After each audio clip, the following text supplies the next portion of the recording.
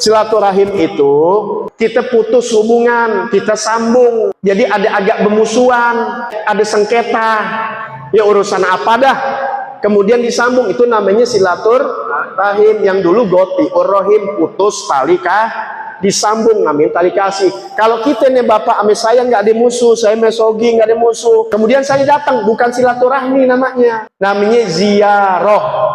Zaro yazuru ziaratan, berkunjung. Makanya kalau ada bahasa kunjungan Presiden Indonesia ke Saudi, kunjungan Presiden Indonesia ke ini, kunjungan Habib ini ke Habib ini, kunjungan kiai ini ke kiai ini, kunjungan. Bahasa Arabnya ziarah atau ziarah, paham ya? Nah, kalau ziarah sih kunjungan enak, nggak ada bermusuhan. Bagaimana kita kunjungin orang yang mutusin tali silaturahim, yang benci sama kita?